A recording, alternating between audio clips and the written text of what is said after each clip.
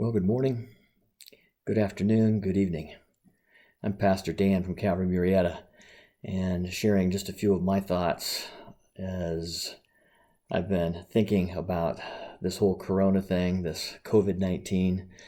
I'm sure you've been going through much of the same things that I have, a whole gambit of emotions. I think the number one emotion that I felt when this whole thing started was one of denial. I mean, who would have thought that we could have been going through what we are now experiencing even a short 45 days ago? I mean, impossible, right? And yet here we are. We're going through it.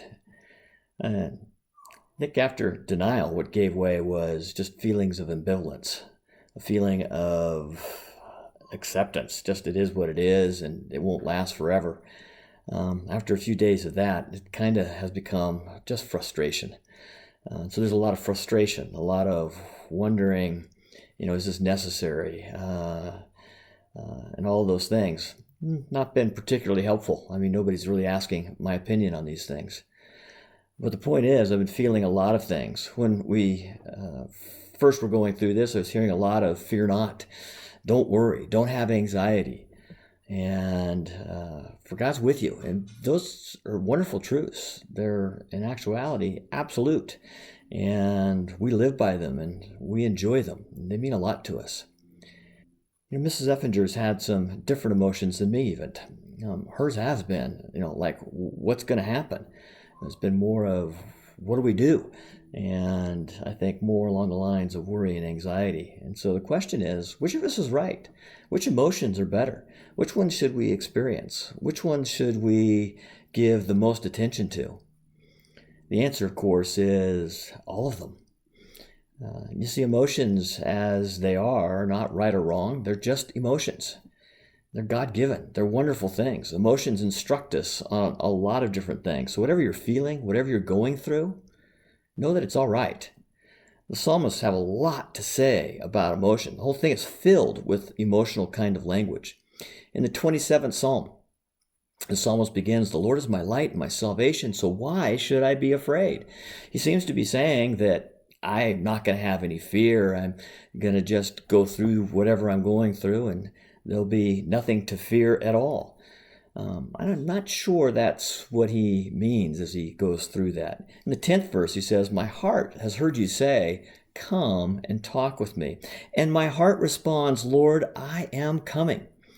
That's interesting. So here he has this experience of, he's asking himself, why should I be afraid? I think it's because he is actually afraid.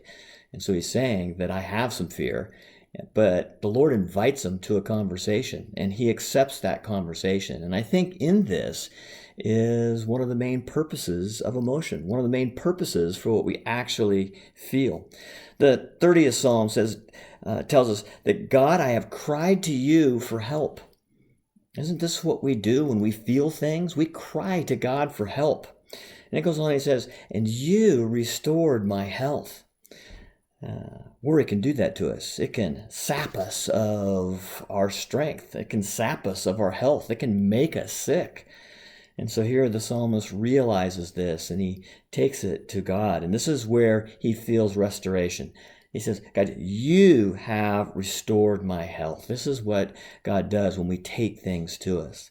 So I guess what I'm really learning from this is that, first of all, emotion is okay. Whatever emotion we're feeling, whatever emotion you're going through, it's okay. The point is not to deal with it in your own limited strength, in your own limited resources. The point is to bring God into the equation. This is where our strength comes from. This is where our hope comes from. This is where our rescue happens. And so let's take it to God. Let's bring whatever you're feeling, whatever you're going through, and let's learn to bring it to God. What happens in that is we begin to learn how to walk with Him.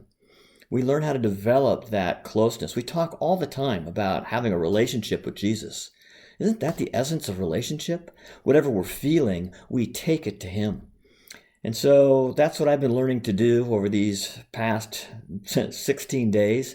I think we have a few more days of this to go to. This has been probably the most instructive thing for me is to try and listen to what I'm feeling, and whatever that is bring the Lord into it, so that worry and anxiety, denial, frustration, all of those things have their proper place. But the best place it has is it reminds me of how much I need Jesus, how much I need to take it to him.